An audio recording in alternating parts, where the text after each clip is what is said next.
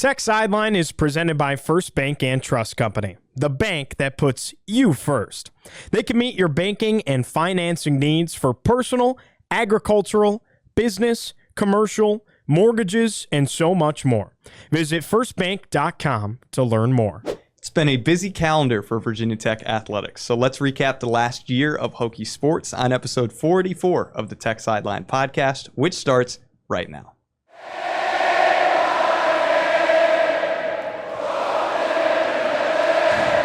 We're recording on Thursday, May 7th, 2026 from the Tech Solutions studio in the Virginia Tech Corporate Research Center. Today's episode is brought to you by Tech Solutions. If you're watching the show on YouTube, make sure to like the video, subscribe to the channel, and refer the show to a friend.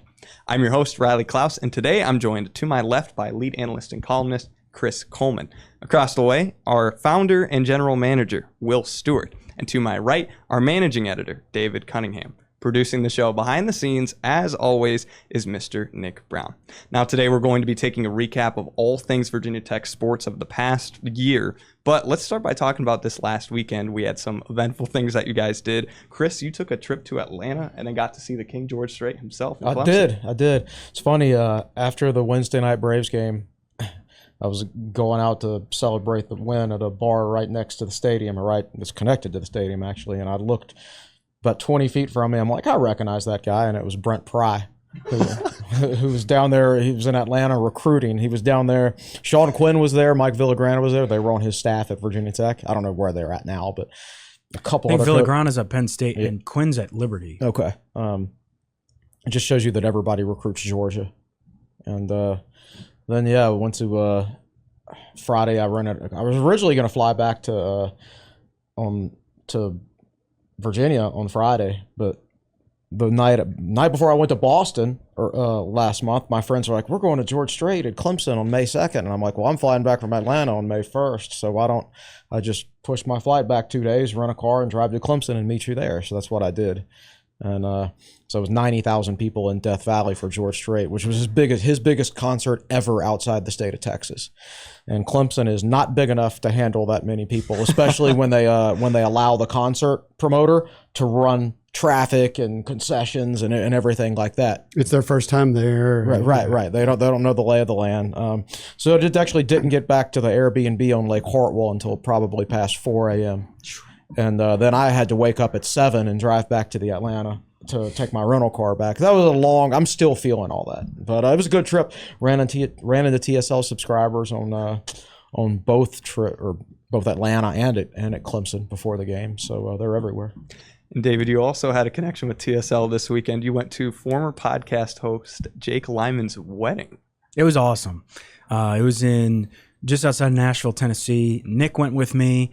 We had a big VTSMA group there. Bill Roth was there. Bill actually introduced the bride and groom on a request from Jake's dad, who is a TSL subscriber and posts on the boards here and there. That's the group, and just about almost every one of those people went to Virginia Tech, which is pretty cool. And there were a couple other tech groups as well. Some of Tatum, the bride's friends. But it was really cool. Got to spend a long weekend with Nick. Tech Talk Live Notes was actually mentioned in the Best Man Matthew's speech. Jake's cousin, who lived with Jake for all 4 years of college, and he mentioned all those late nights Jake stayed up transcribing, and I was Tech Talk Live. Anybody who actually had to do that ever deserves a bride like that, because those things are horrible. So like the history of the Tech Talk Live Notes is that, well, as far as podcast hosts go, Evan Hughes just steps right into the role, never has to do his time, and Jake did TTL notes for like 2 years, I think, before we finally let him on the air. Well, and he was also doing all the Olympic sports stuff too. He's writing stuff up. Yeah, he really did his time before he finally got to sit in the big chair. And then Jack Brisnite, who's also in this photo, also did Tech Talk Live Notes for us for a year, or if not longer. Wow. Jack did, and Jack of course covered wrestling for us for a long time too. So yeah, it was a great weekend, and we stayed in Columbia, Tennessee, which is just south of the venue, which was in like South Hill, Spring Hill, yes.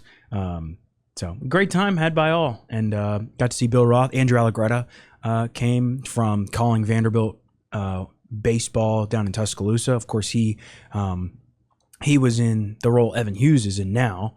Back when we started at Virginia Tech, I did. Evan Hughes, Jake Lyman did. So cool to see Andrew. Cool to see Bill. Very good time had at Jake Lyman's wedding. Does Allegretta call football? Yes, he does. He calls football and baseball. Wow. Okay. So Jake does women's basketball. Who does men's basketball? They have another third person that does men's basketball. Wow. Okay. Baseball's more important to them than men's basketball. Apparently, yes. Yeah. And Vanderbilt, as we'll talk baseball later, Vanderbilt baseball is one of the teams that's on the bubble right now. Tech is competing with Virginia Tech. Right now, Tech is probably ahead of them. Yes. Wow. They were coming off, I believe, a sweep of they got swept by Alabama last weekend. So, but yeah, great to see a lot of VT people. They came out to Enter Sandman for the wedding. Of course. Bill introduced them, included from the Blue Waters of Chesapeake Bay to the Rolling Hills of Tennessee, which is where we were. See, I've been to a wedding where Bill and Mike Burnup actually officiated the wedding. Really? And did the vows and everything. Yeah, that was a good one. Pretty cool. So a lot of Virginia Tech people there, and always great to see Jake's dad, who I've known for a while now and is a longtime TSL subscriber. Long time, yep. Well, a weekend well spent. And last piece of news before we go all the way back to the fall. Football has had some new recruits since our last podcast, including DeMarcus Brown, Stanley Smart, Anthony Roberts, Braxton Souster, and Kelvin Morrison. What are the Hokies getting in that group right there? You're continuing to see a trend of this Penn State staff that is now at Virginia Tech. You go out and recruit tight ends that aren't necessarily tight ends in high school, but they're tremendous athletes. That's Salster you're talking about. That's Salster. You're continuing to see you got two running backs, one from Maryland, one from Georgia. And I think it's interesting right now. Out of all the recruits that are scheduled to take official visits to Virginia Tech, there are 14 right now from Maryland and 14 from Georgia, and they're tied for first more than any other state, even more than the state of Virginia, despite the fact that those two are out of state. So it's just continuing. I know Franklin's going to preach recruiting in state, and he is going to recruit in state, but it's not going to be as in state heavy as Virginia Tech was at their peak, because there's not the talent, the developed talent in this state. There's still as much natural talent in the state as there always was. But the development process starts a lot younger these days, and schools like Maryland and Georgia have elite development programs, and even North Carolina these days that has surpassed Virginia in terms of like developed guys that go on to have great college careers and then to the NFL. It's more from the surrounding states than in state these days. So you're going to win more football games if you recruit out of state. So you're continuing to see that trend, just a bunch of out of state recruits in this class, and that is intentional. Well, and so the two running backs are Kelvin Morrison, he's from Pennsylvania, and Stanley Smart, who's from Georgia. Mm-hmm. And Smart goes way back. This is the Norval McKenzie effect, because McKenzie was previously at Georgia Tech. He's from the Atlanta area, and he was Stanley Smart's first offer when he was an assistant at Georgia Tech. That's right. So he's a Georgia guy, and they picked up two receivers. Roberts, he's from North Carolina, and then they flipped DeMarcus Brown, previously committed to Virginia. I got a text from a coach in the 757 that said when they played his high school last year, said he took over the game. So I think he's been one of their top wide receiver targets to flip. They weren't targeting him to say, "Ha ha, UVA, we're going to flip your best recruit," but they really liked him as a prospect. He's from North Cross, up the road in Roanoke. So is that their first in-state commit? Yeah. Also. He's transferring to Roanoke Catholic.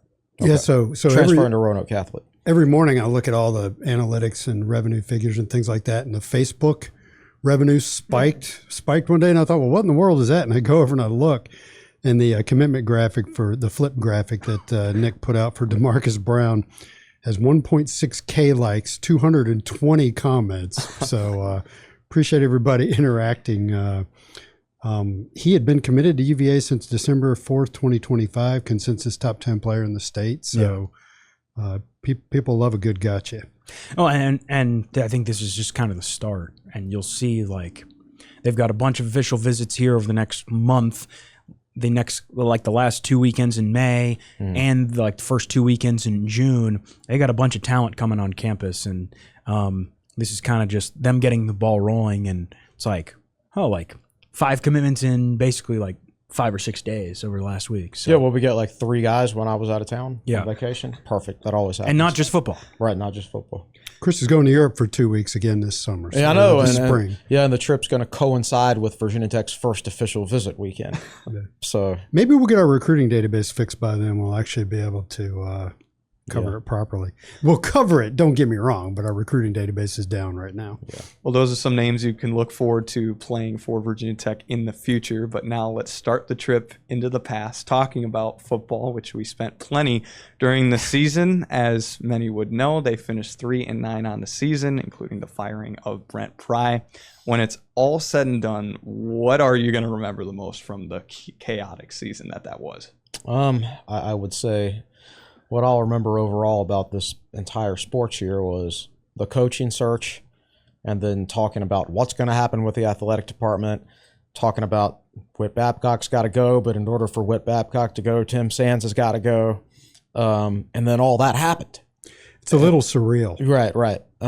So stuff that you thought had to happen before last season, stuff that you thought needed to happen, eventually did happen, and it played out fairly similarly to how you thought it would play out, or how you, I'm not going to say hoped, because you hope everybody can fix their issues and you go on and win, but it kind of played out how I thought it would play out. And maybe not the timeline. I thought maybe I'm a little surprised Babcock in the end lasted quite as long as he did. But I thought that this might be a year of change for Virginia Tech. I didn't necessarily see the change going all the way up to school president, but you certainly understand why it did. But so that's probably what I'll remember more than anything. Virginia Tech was not successful at sports this year, not at all. This might be their lowest finish since the Big East days in the Directors Cup.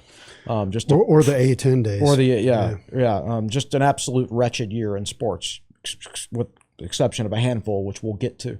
So, all those changes in the athletic department were necessary, because the sports at the school, they pretty much hit rock bottom right now. A lot of them. Yeah, and it starts with football. I mean, when you have to fire your coach after getting waxed by Vanderbilt and waxed by Old Dominion at home, I mean, it's brutal. What I will probably remember most, along with the change, is that none of the football games really mattered this year. They just didn't, because it got to, I couldn't even tell you, what was it, NC State? The following week, I couldn't even tell you what the schedule was, because it got to the point where all we were focused on was the coaching search. Right. The coaching search took up almost all of our time from mid-September to November, essentially. I remember writing game previews, and I'm like, why am I even doing this? Yeah. We spent more time profiling candidates. Right, I know. I literally did. I think my game previews weren't very good this past year, because I was spending my early weeks doing coaching profiles. So yeah, again, that whole coaching search thing, combined with the football season, combined with all the athletic department changes, it was a lot to take in for 1 year. It was really interesting to go through almost an entire season where the games just really didn't matter. You know, you're just playing games every week, and I appreciate the effort that was being put in by Scotty Montgomery and his coaching staff and the players. Philip, sorry. Who's Scotty Montgomery? The old East Carolina head coach. Wow, okay. who lasted about 2 years. See, I keep telling you, I'm a liability on this podcast. But talking about analytics and just interaction, when they went out there and they beat NC State at NC State, the fans were really excited. And the other thing that will stand out to me is you were talking about Liberty and Vanderbilt. What was it? What's that? ODU. ODU. What was it? Tech got outscored 63-0 over the course of 4 quarters. Essentially, pretty much. Yeah. The end of the Vandy game and the first half. Beginning of the ODU game. Yeah. It was.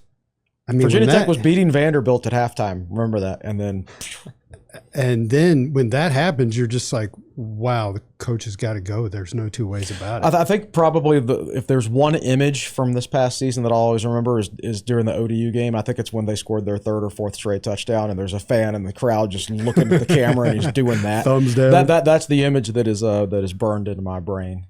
Yeah, I mean, I think that NC State game on the road, pretty impressive, but I think it's very telling about the current state of college athletics when the safety who makes the game-winning stop, he enters the transfer portal the next week. What was his name? Christian Ellis. And I've already I thought it was forgotten just his name. me that couldn't remember his name. No, I was actually going to mention it. Christian Ellis. He makes the game-winning play against NC State, enters the portal next week, and he's going to Virginia. Yep. Like he's committed to Virginia. Like that kind of sums up college athletics. And he was fired up when he made that play. He was. And you're like, this is going to spark this dude. And then he's like, I'm out. See you. I mean, just a season where you see so many guys opt out or portal out because you got a coaching change. Just weird. I mean, that Cal game, like I have weird memory. I mean, that was the Ben Bell rough in the passer game. Like Tech wins that one in overtime or double overtime. But like outside of that, there wasn't a whole lot.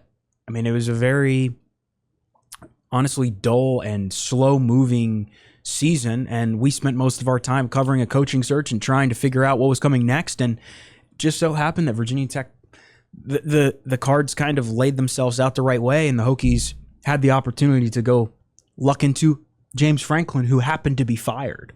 And I mean, since I think you will see a completely different Virginia Tech football program. Like that was rock bottom, I think, and you will see Virginia Tech. There's only really nowhere else to go but up from I mean, here with Franklin. even if they somehow got worse record wise, yeah. What's the difference between like 3-9 and 3-9 and 2-10? 2-10. Really, yeah. Yeah. So in a year when they went 3-9, and as we just talked about, the vast majority of the games didn't matter.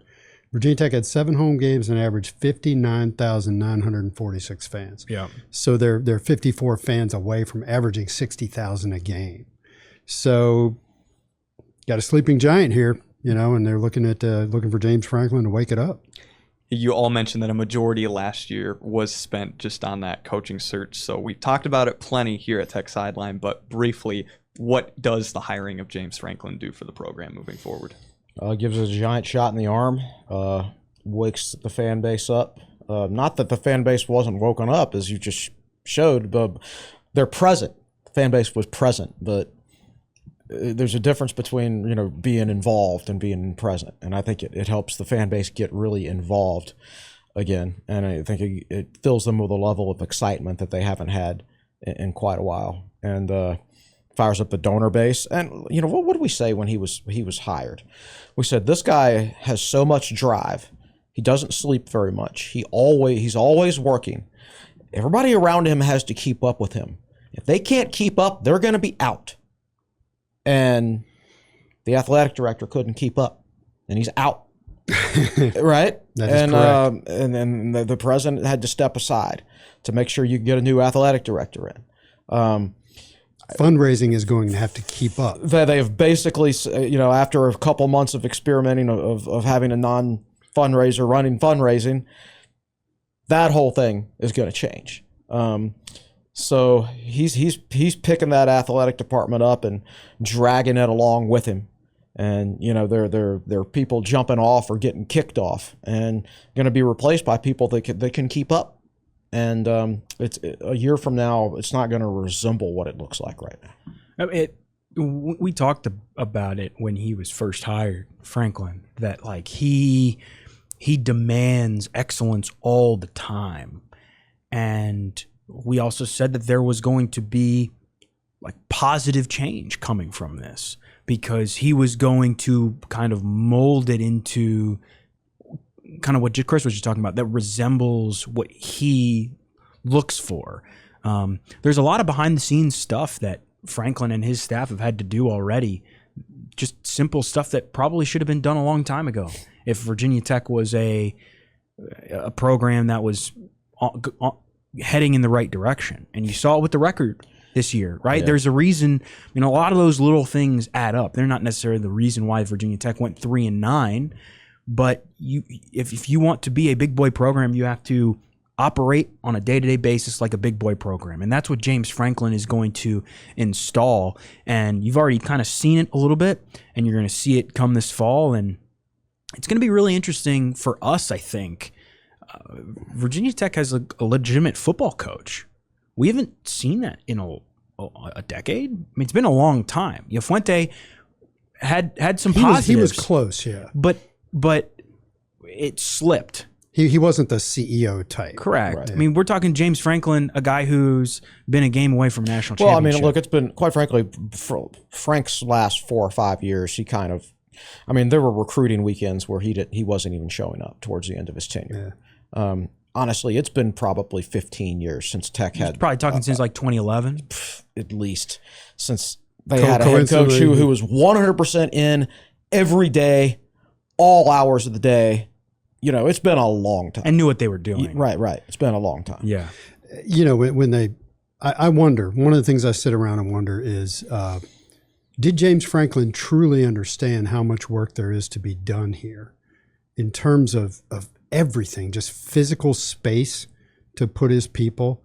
You know, I know they had a lot of in-depth discussions, a lot of promises were made. Number one, you got to follow through on the promises. And I'm not sure things were happening fast enough there. And that's, you guys have talked about it. That's probably a big part of what cost Witt his job is they hired Franklin, was it November? Yeah. And the months went by and these fundraising initiatives were not being publicly announced and kicked off. Correct.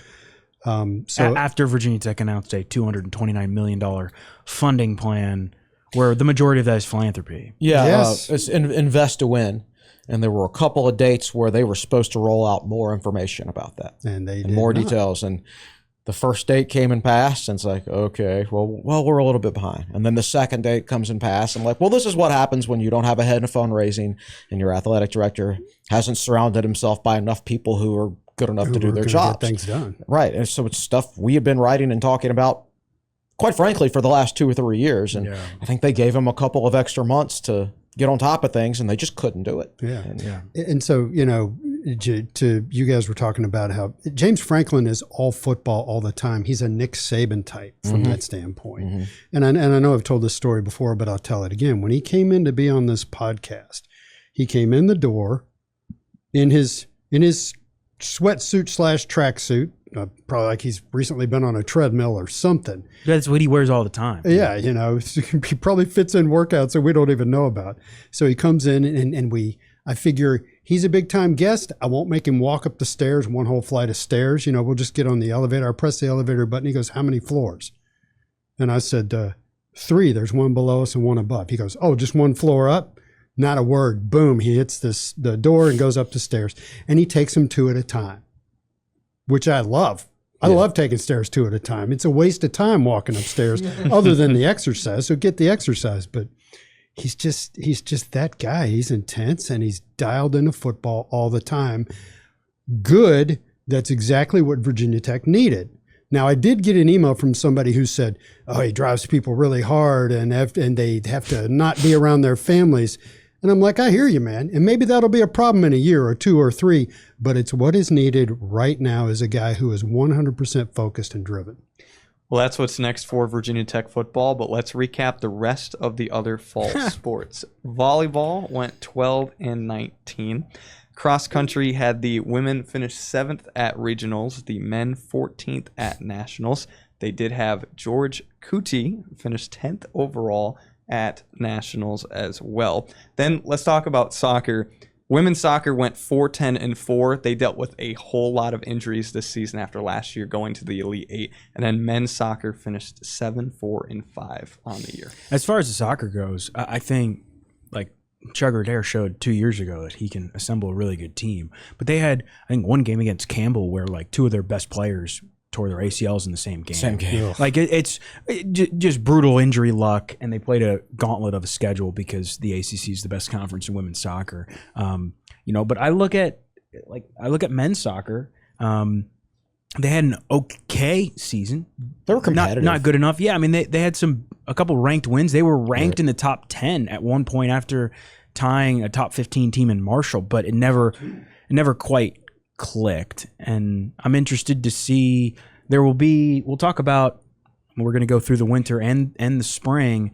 There are going to be some coaches on this list that a new AD is going to come in, and it's like they're probably going to have to show like the program is trending in the right direction. And I don't want to like point any fingers at specific coaches, but like there are going to be a bunch of them on the next couple slides that we'll talk about where it's like, you know, they've kind of been treading water a little bit, and it'll be interesting to see how the next AD views that situation. Cross country was the most successful there. Yeah.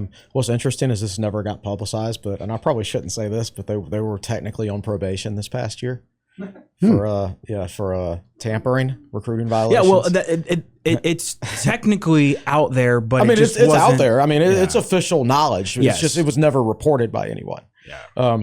And like, look, they're not obviously not suspended from the postseason or anything. Like, they didn't do anything that hasn't been done before. But it is interesting that the one winning sport from this past fall was technically on probation. Yeah. So yeah, pretty bad fall all the way around. We'll recap the other seasons momentarily, but first, let's hear from our sponsor today, Tech Solutions. This Tech Sideline video comes to you from the Tech Solutions studio. Tech Solutions, located in Arlington, Virginia, provides specialized CETA engineering and financial advisory services to the Department of Defense and Intelligence community. Based on the philosophy of only hiring the best of the best, we pride ourselves on being customer and mission focused. A Washington Post top workplace winner in 2024 and 2025, we're always looking for talented and motivated individuals to join our team. Visit techsolutionsva.com/careers to learn more. That is TEC Solutionsva.com/careers. All right, well, thank you, Tech Solutions. Let's now throw back to a colder time in Blacksburg with the winter sports, beginning with the hardwood. Let's start with men's basketball, who this year finished 19-13 and did not play in the postseason. What in the end stands out to why they weren't able to keep playing this year? They had a bunch of injuries, and they struggled to close out games.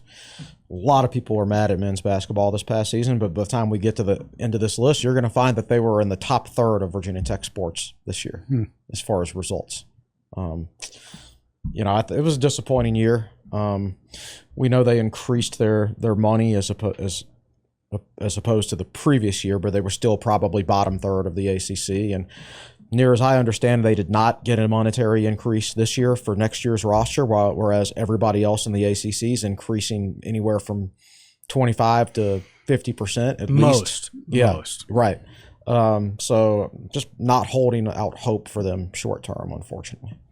Yeah, I think they had a lot of talent and should have made the NCAA tournament, and it just did not play out the right way.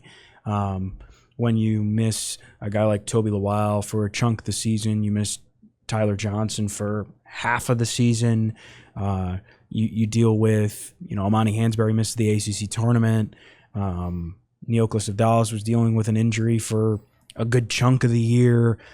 It was really just like Ben Hammond and Jaden Shute, the only guys I think who played the entire season without dealing with a nick here and there. And that's without knowing that's just what we know. I think you saw some positives, the emergence of Ben Hammond, I think. He and Amani Hansberry and Tyler Johnson, they're this really good core coming back, I think. But they had a lot of stuff they could have capitalized on and failed to do so for a variety of reasons.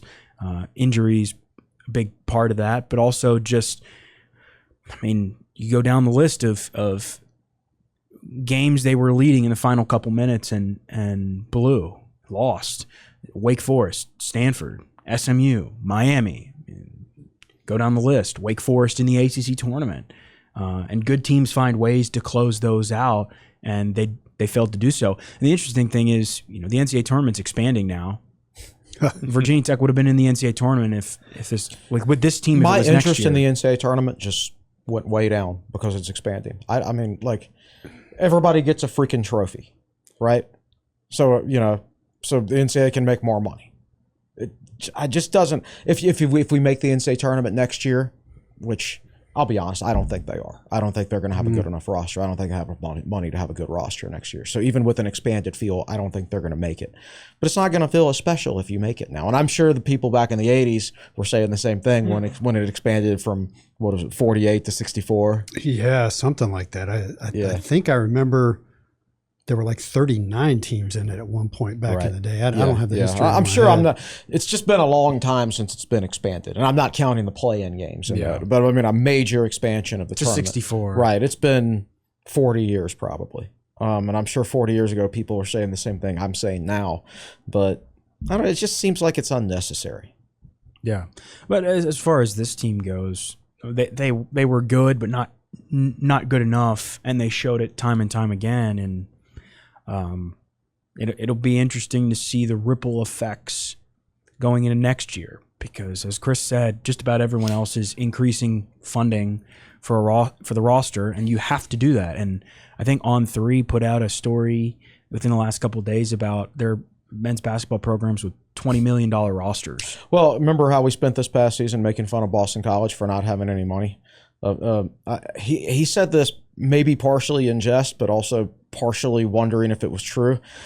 A basketball scout I know made a comment saying that he wonders whether BC has more money than Virginia Tech right now for men's basketball. I would say probably. Yeah, it wouldn't shock me. Especially, I mean, they've got Luke Murray. He's son of Bill Murray, UConn assistant. They just hired him, and BC's done very well in the portal. Right. And added a lot of talent. It would not shock me if BC is ahead of Virginia Tech in that realm. And I think the Hokies are doing as much as they can with what they have. But if what you have is less than everyone else, or just about, I mean, it's kind of like Virginia Tech and Wake Forest.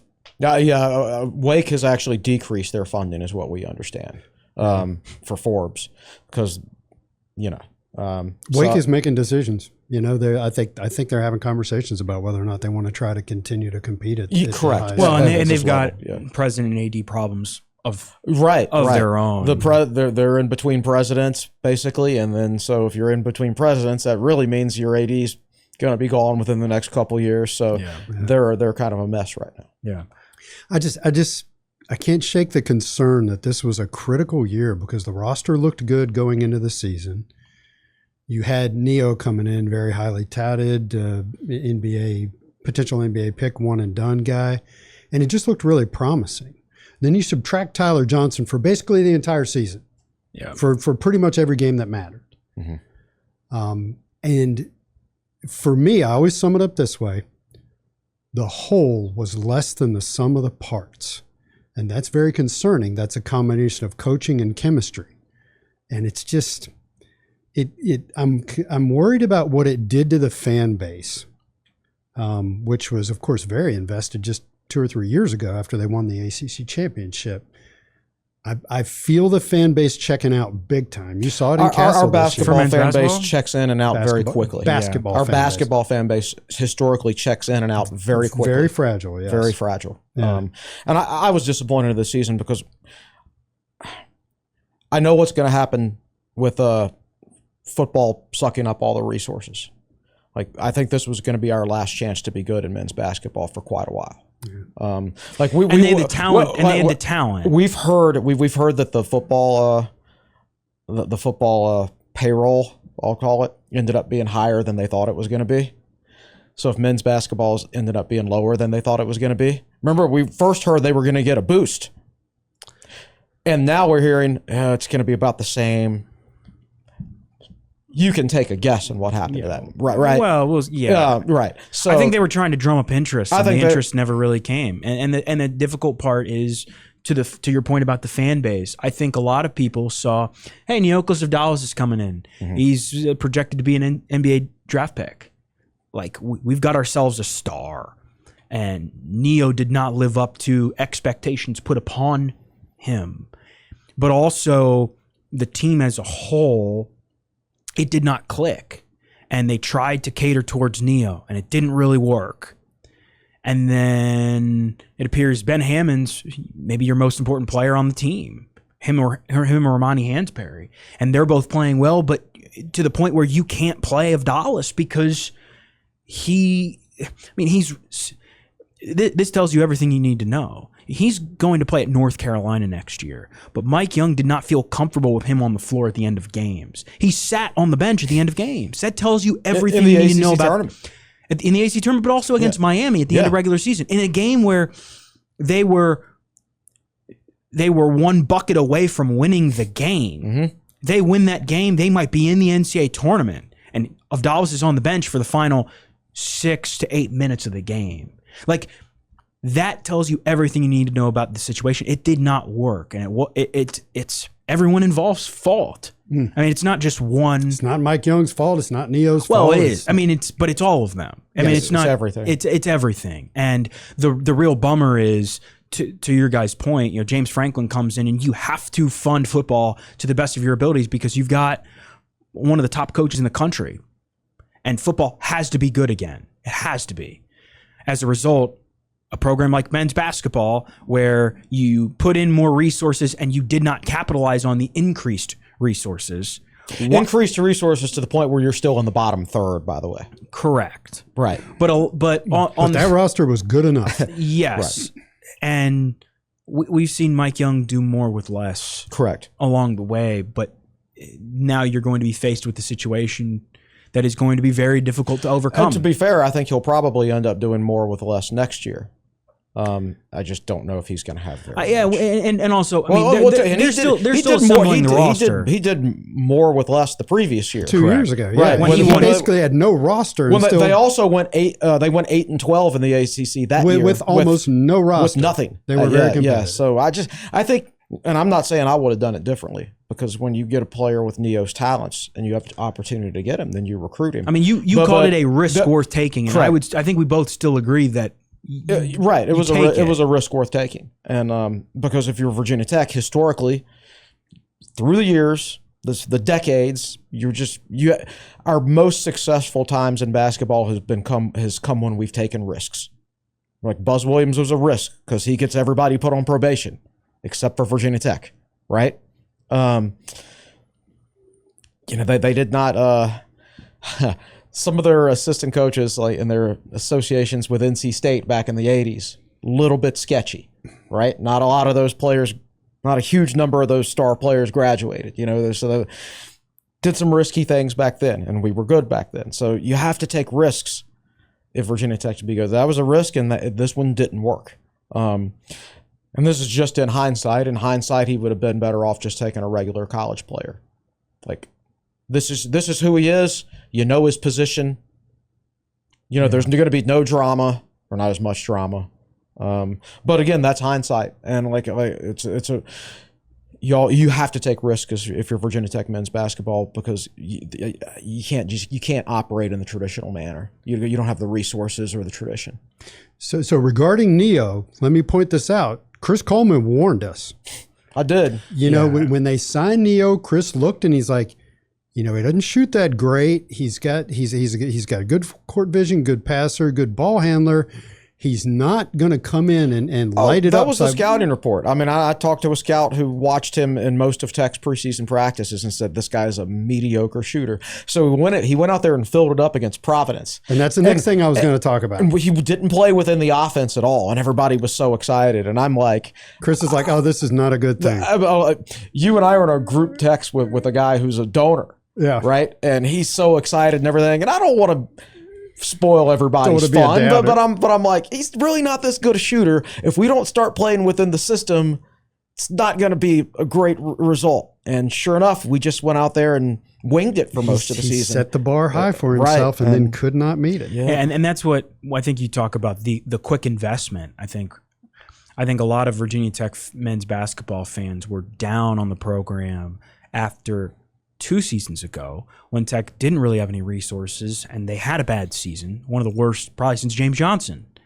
And all of a sudden they've got a little bit more resources, enough, still in the bottom third compared to competition, but enough. And they bring in Avdalis. He's supposed to be this star. He goes off for 33 points, and I think you saw a lot of national people talking about it. And fans were like, all right, I'm in. What am I coming into? We've got this star, and they never got back to that high ever again that season. Although they did beat UVA. What was that? That was on New Year's Eve. They beat UVA on New Year's Eve without triple overtime, without Tyler Johnson, Antonio Dorn, and Toby Lawal. Right. Yeah. That was the final high. It was all downhill from there. And we've got some commits to talk about. Don't want to judge the roster before it's all completely pieced together, but they've got some talent. But you're in you're in an era now where you have to have money to win. Right. And had Virginia Tech made the NCAA tournament, I think a lot of fans and donors would have looked at this program differently. Okay, our check paid off. And now you've got a lot of people going, well, why would I invest in this program that has not been the NCAA tournament in 4 years when I could invest in a football program that appears to be on the rise? That's why James Franklin better win, and he better win immediately. Yeah. Because you've made certain promises, and if people don't like the results you put on the field, they're going to nah, I'm not getting my money. And it impacts everything else. Right.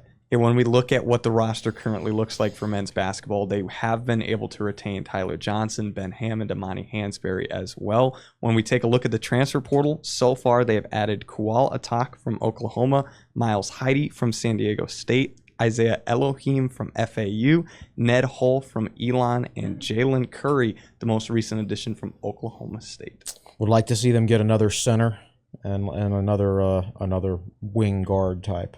And they're not done. We don't know what that final roster is going to look like though.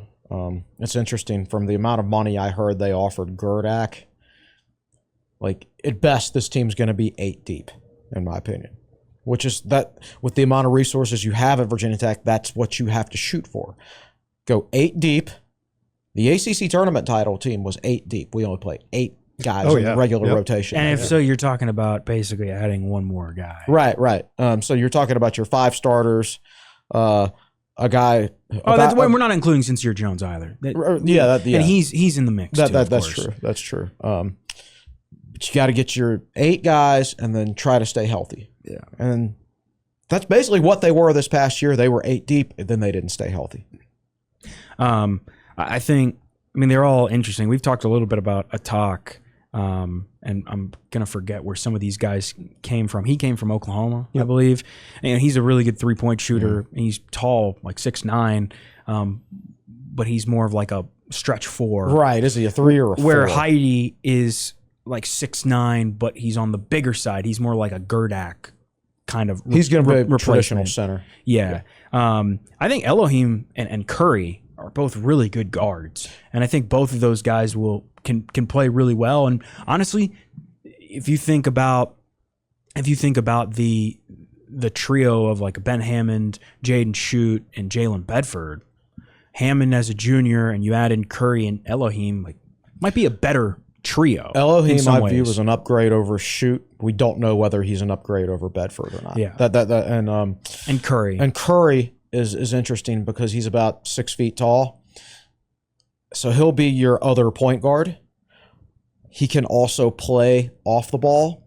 He played off the ball a lot for Oklahoma State. Right, but do you want to play him off the ball when your point guard's 5'9", like Ben Hammond? Because that's going to give you major defensive issues. And that's why I think Virginia Tech needs to add another traditional wing that can play with whenever either one of those guys is at point guard. Yeah. It'll be interesting to see how it continues to come together. And then, I mean, having Tyler Johnson back and healthy, I mean, he's been their glue guy.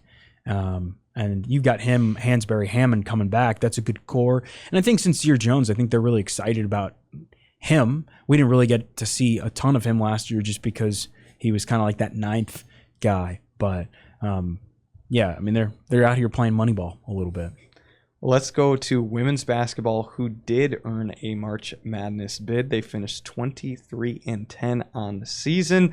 Was this a good step in the right direction for Megan Duffy? I think so. I think they, all things considered, they had a really good year. 23-10, 12-6 in the ACC. I mean, they were basically tied for 4th or tied for 5th in the league. That's as good as you can ask for from an ACC standpoint, I think. And I would expect them to be in that realm for a long time to come. Now, I think a lot of people will look at it and go, well, they lost a lot of their key players. Really the only starter, I mean, they got Layla Wells coming back, but the only other starter is Carly Wenzel. But you're in this era where roster turnover happens all the time. And I think they made the most of the roster they had this year. They basically won every game they should have won and lost every game they probably should have lost. And I think there's maybe one you can question on both, but they cancel each other out. Yeah. Like they lost to Miami. They shouldn't have lost that one, but then they turn around and they were down big against Clemson and came back to win and kind of even out a little bit. And I think they would have liked to have that North Carolina game at home. That's the big one. But they swept UVA, a UVA team that went to the Sweet 16. Sweet 16, yeah. And then fired their coach. Well, yeah, no. But very successful season. Making the NCAA tournament, getting back there is a good step in the right direction. And they played an Oregon team that was better.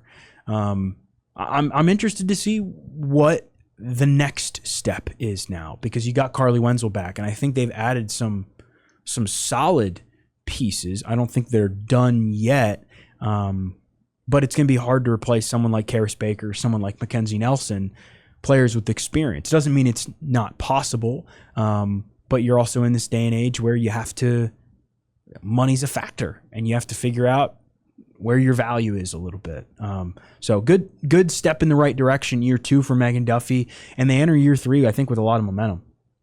They brought in, we've talked about before, Tennessee transfers Alyssa Latham and Lauren Hurst, but most recently Natalie Goff of a Division II school, Emmanuel University, is the newest addition. Yeah, it's funny. She committed when Nick and I were in Nashville, and we were at Chick-fil-A.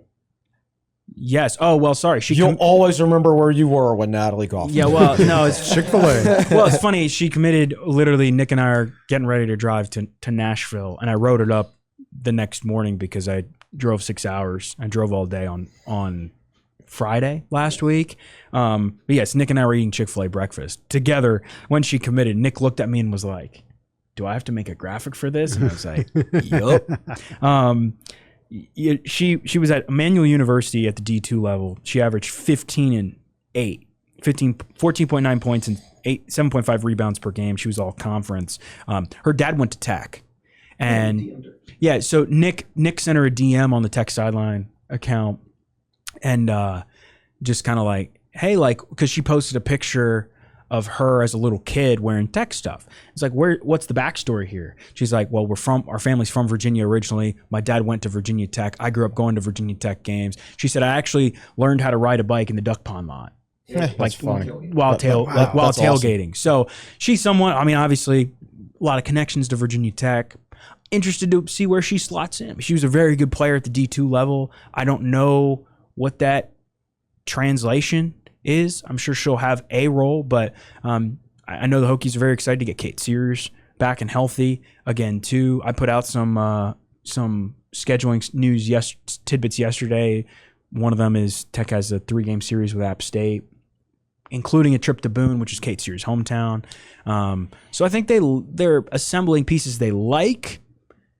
Just I'm not so sure. Like last offseason, it was like, okay, I feel like I've got a pretty good understanding of what this roster looks like. A little bit more up in the air. Doesn't mean it's not going to be a good roster. Just a little bit more question marks this time around. I think we thought we knew exactly what we were getting this past year, and that's pretty much exactly what we got.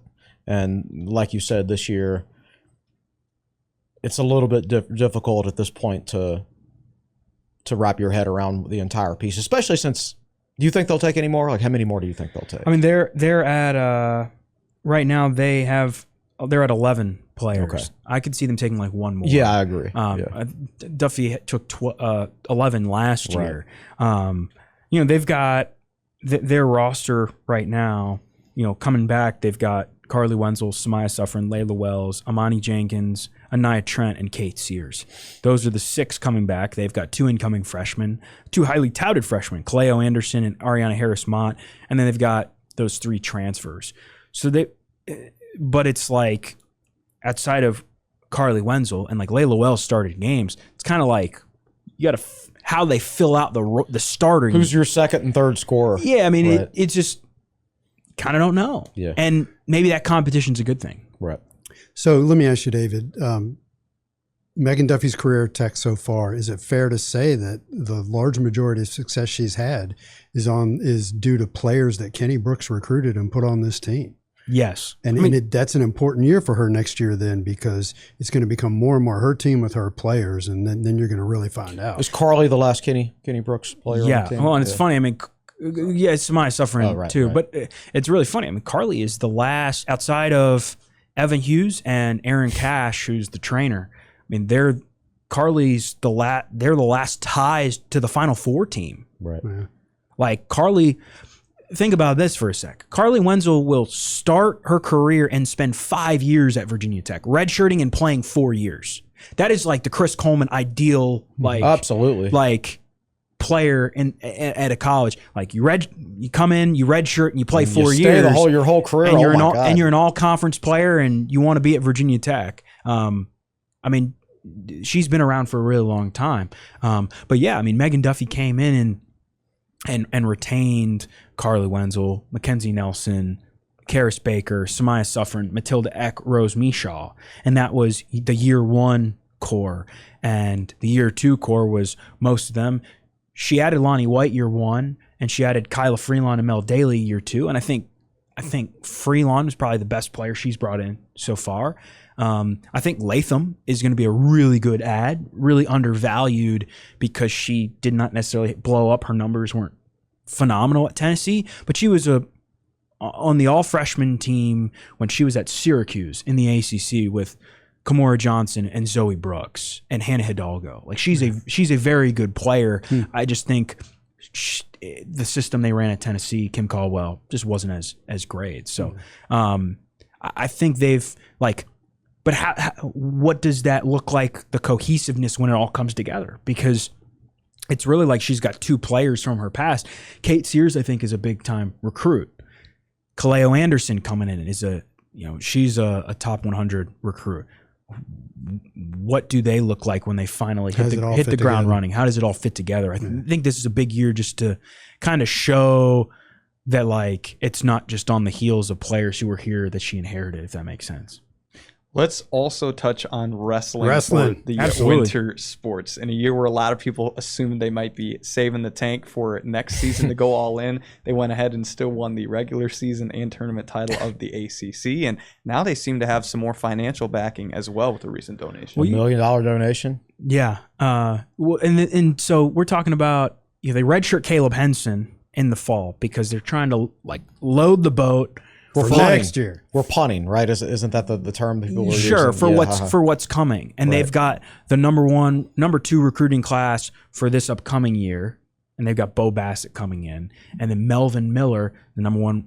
Like I got 2 number 1 recruits, I think, in the next 2 classes. They've got the number 1 recruiting class next year, and so they basically redshirted Caleb Henson, so his eligibility would align with their elite recruiters coming in. And they still managed to qualify all 10 wrestlers for the NCAAs and finished 11th. Mm-hmm. And they won.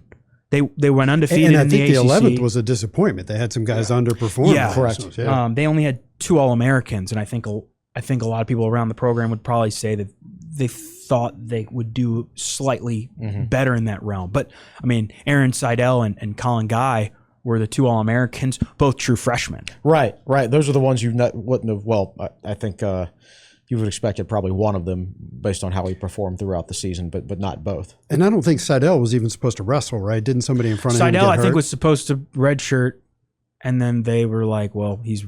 I don't know the actual terminology, but I mean, it was basically, I think at the beginning of the year, they planned for him to redshirt. Yeah. And then he comes out and he has a phenomenal year, and I mean, there's a reason why they went 11-3. And you talked about that giant donation. This was on Tuesday.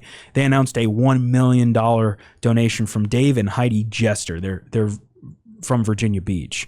$1 million, and they announced the wording was kind of confusing, but they announced a Match a Million campaign. So essentially they've got $1 million donation and they're going to match the next $1 million over the next year. So it could be a $2 million donation. Or 3. Yeah, is or that 3, what that excuse means? me. Right. Yeah. Could be a $3 million. But you talk about a wrestling program that is on, this is probably either this or softball, best program going right now at Virginia Tech. And you see it that is a huge fundraising donation.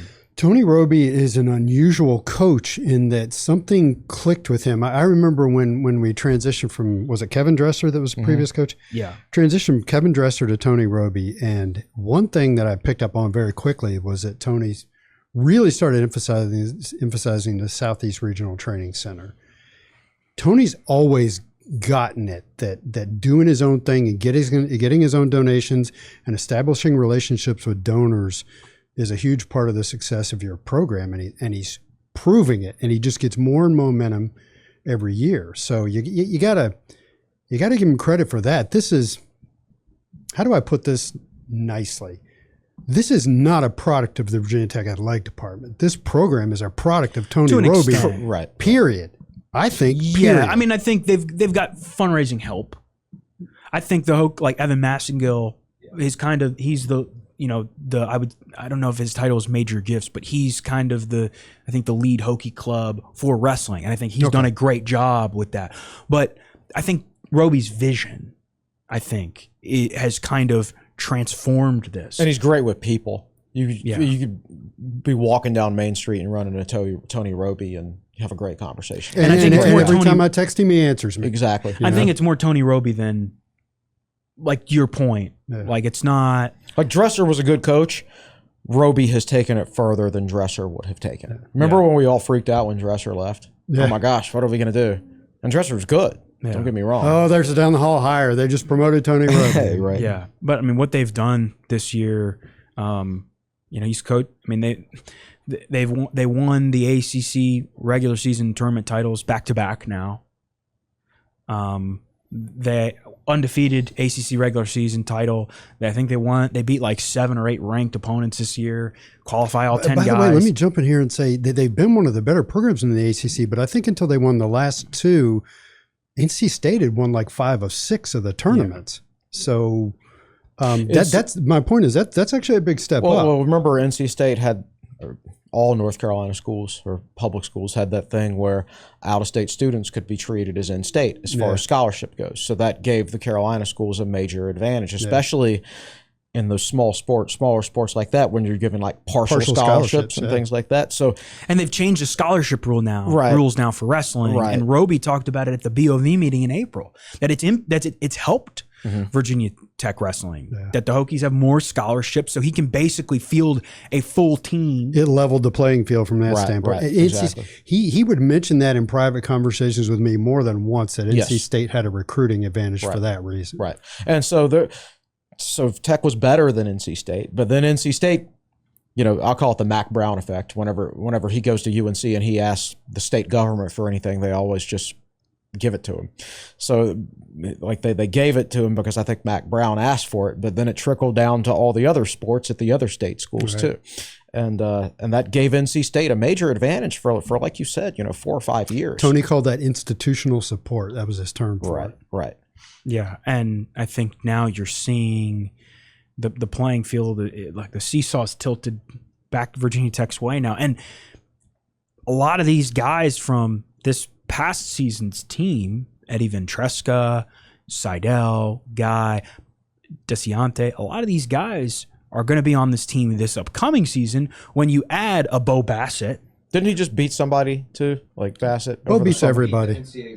Yeah, he beat an NCAA finalist this summer. I think he beat the national championship, the Stanford guy. Right. Yes. Yeah. I mean, you throw on top of that a $1 million donation, and it's like, you're hard pressed to find a program at Virginia Tech in a better spot right now. And I think to your point, this is Toby Roby's making, and he's had a lot of help, but like he's handled everything and navigated things. I mean, he's been on the SERTC. I mean, it used to be a sponsor of the podcast. Yeah. He's been on the SERTC for a decade now. We helped him get that thing started.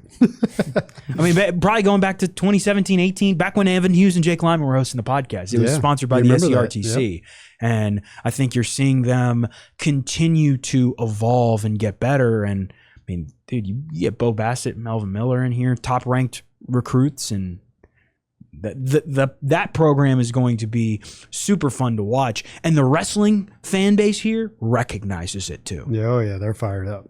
Well, some other sports from the winter: swim and dive. The women finished 9th at ACC, the men's 11th at Nationals. Indoor track and field, 7th for the women at ACC, the men's 17th at National, giving the winter teams a 53-26 overall record. So pretty solid for them overall combined. And with that, we'll jump to the spring, where it's still ongoing for a lot of teams. But women's golf is the 6th seed in NCAA's. Men's golf is 14th in the ACC. Women's tennis 5-17 on the season. Men's tennis 6-16 on the season. And lacrosse is 9-8. But we do want to give some love here as well to the diamond sports. Yeah. With also want to give love to women's golf, because that's Yes. Nick loves supporting the women's golf program, and Carol Robertson's done a great job. But also, I mean, I know we're going to talk baseball, softball. They're on a roll. that they are. Baseball, let's start with them. They're 26-21 overall, but they've won 10 of their last 13 games, picking up at the right time. They're one of the last 4 in right now. And they beat they beat Liberty. They got a quad 1 win against Liberty. Yeah. Renfro is pitching as well as any pitcher over a short time span has ever pitched at Virginia Tech, as far as I'm concerned. Let me pull up my baseball article from yesterday and go through his numbers. And that was before, obviously he was starting on Saturdays. Earlier in his career at Virginia Tech, he had been a Friday guy, and he's been starting on Saturdays for a little bit. I had to help. I got myself logged out yesterday because I was helping somebody else log in. So I can't get logged in now, so I can't pull up the stats. I'll pull it up for you. Okay. Because I had the wrestling article pulled up because I wanted to make sure we got Dave and Heidi Jester's name correctly. But yeah, Chris, you wrote about this yesterday. Virginia Tech baseball is peaking at the right time. This was before Liberty, and it was kind of you ran the numbers and it's like, okay, here's where Virginia Tech sat kind of late in the year. Last 3 seasons. Well, you're right. And they'd kind of tapered off. Oh, yeah. And this year is like the exact opposite, even though they were kind of sitting in a worse position heading into the final stretch. Yeah.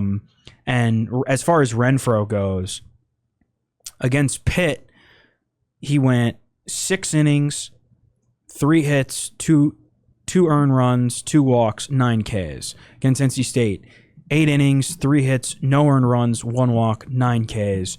Against Cal, 7 innings, 4 hits, 1 earned run, 3 walks, 9 Ks. Next paragraph, I have the overall stats from those 3 He games. won all 3 of those starts, so he's 3-0 with a 1.29 ERA and a .762 WHIP. That's insane, especially the WHIP. Read the NC State stats again, more slowly, so people can absorb that. 7 innings. No, it was 8 innings.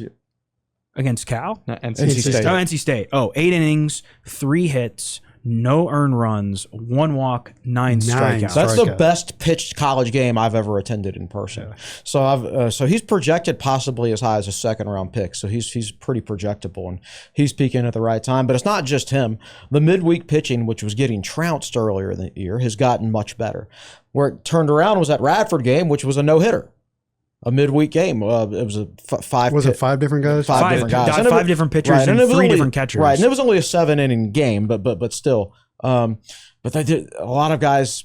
The hitting's been better. Like, I know it sounds simple, but they're hitting, pitching, and fielding better than they were earlier in the year. It's amazing how you start winning more games. But it all has to come together at the right time, right? Too. And I mean, if you watch, any of their games at home against NC State, they handled that series really, really well. They handled the Pitt series really well. Griffin Stig has been terrific on Sundays and has given them a boost. I mean, they won those 2 series because of the starts he gave them on Sunday. And then this weekend against Cal was very interesting because, was it Logan Eisenrich? I think pitched on Saturday and was outstanding. Yeah. And they won the Saturday game. And for the first time all season, they had an opportunity to go into the Sunday game of an ACC series and a chance for a sweep. Yeah. And Cal outplayed them, but I mean, turn around and play really well against Liberty. I mean, in baseball, that's as big a streak as you can hope for. That's an outstanding streak. And is that Liberty score correct? No, it was 8-4. Attention to detail. Cut and paste there. Cut and paste there. We're calling you out in front of the whole fan base, Nick. All right.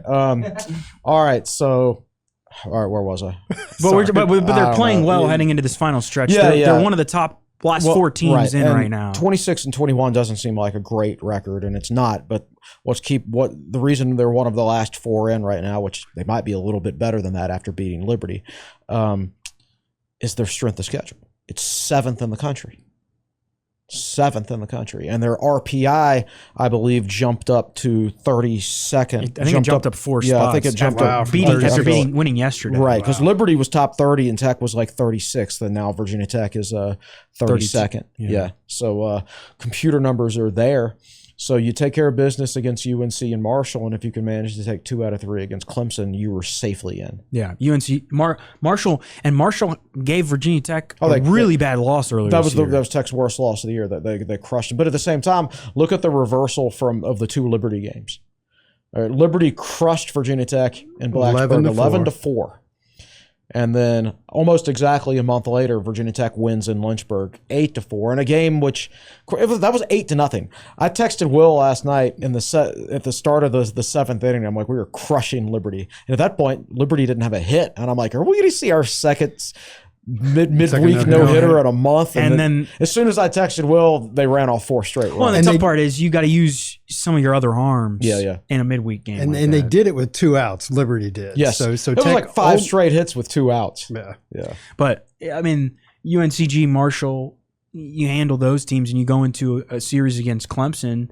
Tigers have given the Hokies fits over the last couple of years, but they're, I think, at the bottom of the league right now. They are at the bottom of the league, but it's baseball, man. They just took 2 out of 3 from Boston College. And they beat Coastal. Who's going to host? Who's at 1 seed, most likely. So they're a very talented team. For whatever reason, it hasn't come together for them in ACC play yet. Now, they don't have much time. And they wouldn't be going to the NCAA tournament right now because of their ACC record. But they're still a very capable team. Yeah. I'm interested. That's graduation weekend, home series against Clemson. And knock on wood, the weather is good and Hokies get a good crowd for a series that, I mean, if they take 2 from Clemson, I feel like as long as they don't go 0-2 at the ACC tournament, they're basically a lock for the NCAA tournament as far as bubbles go. But they're playing really well right now. And to the point we made earlier, Riley, so many times over the last couple of years, they have been in good spots and kind of tapered off and it's not gone well and you couldn't really explain it. Like they go 0-2 in the ACC tournament and they're not ending the season peaking. They're ending the season with like playing the worst they've played all year. This season's the exact opposite. They're playing their best baseball of the year right now, and they're fun to watch, honestly. Like I know Chris has had tickets for a couple of these last series, and like that NC State game, Renfro on Fridays, now is just awesome.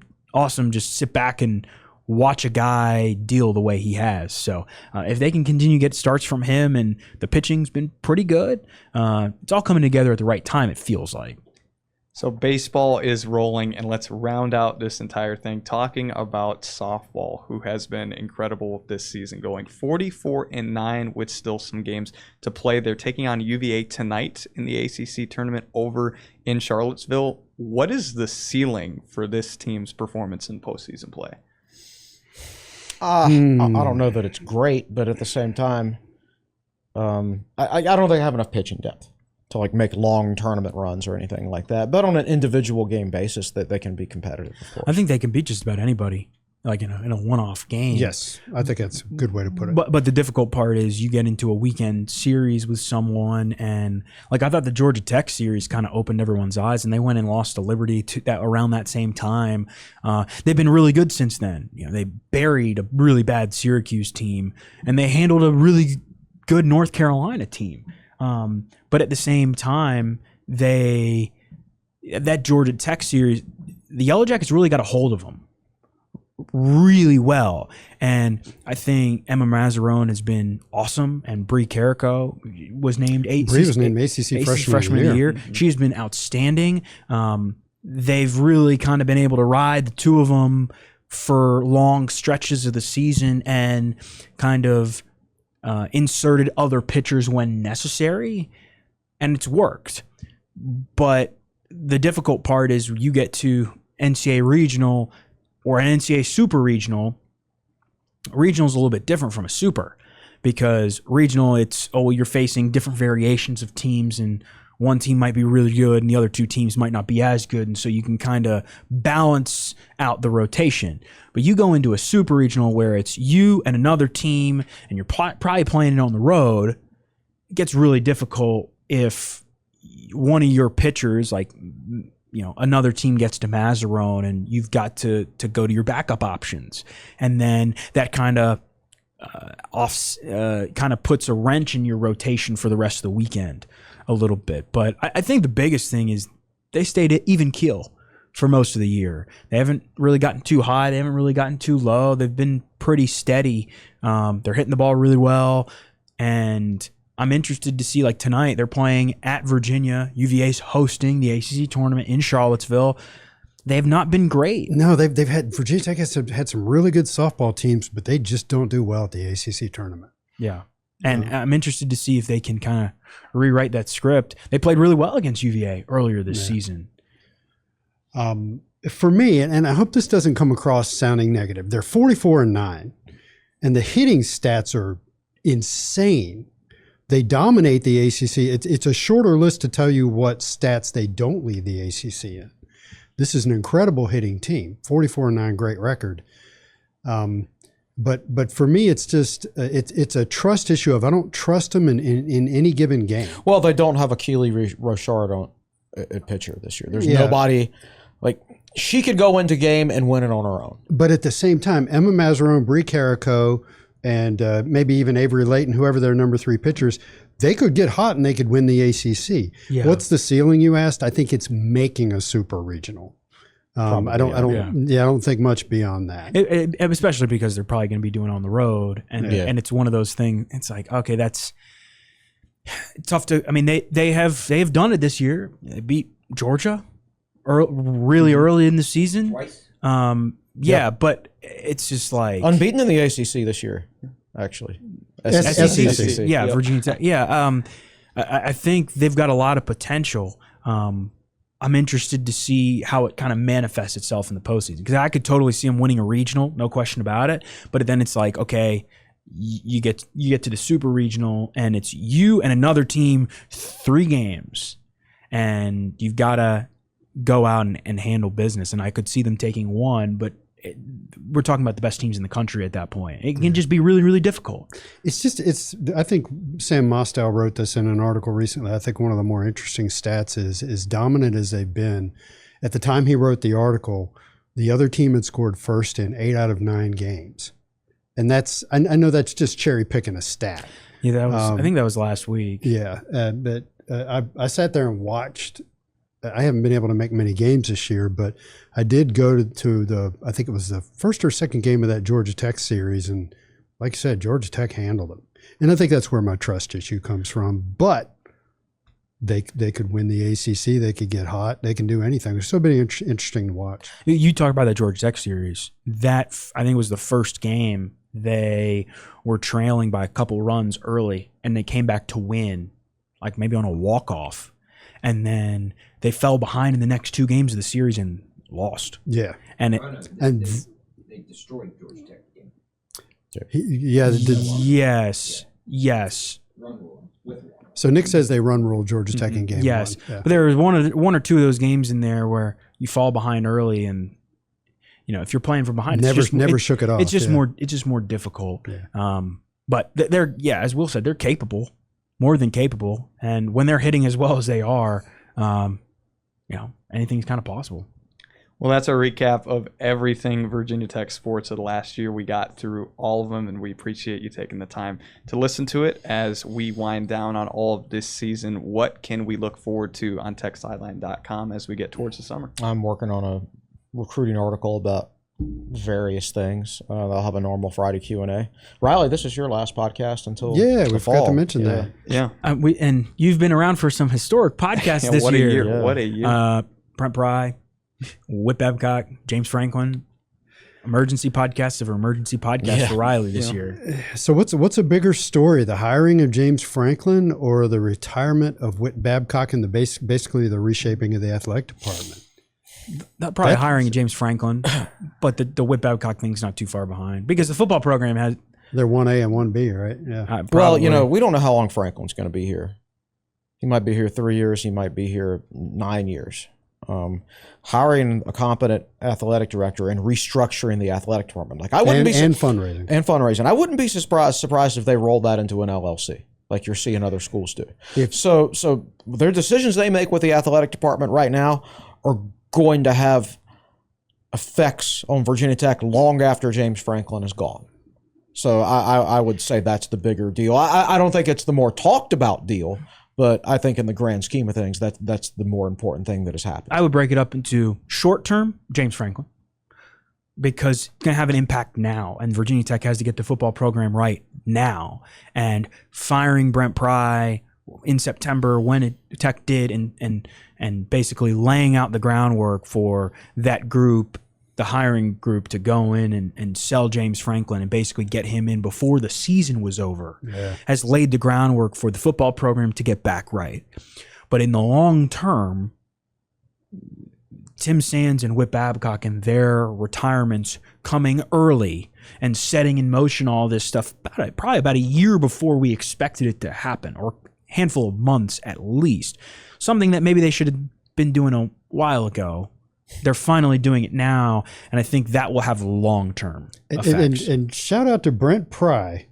How many fired head coaches show up on the Jumbotron at the basketball game a month or two later and get applause, hang out at bars with Tech? This is a unique individual that he basically maybe ran the program into the ground is too strong a way to put it, but people still love him.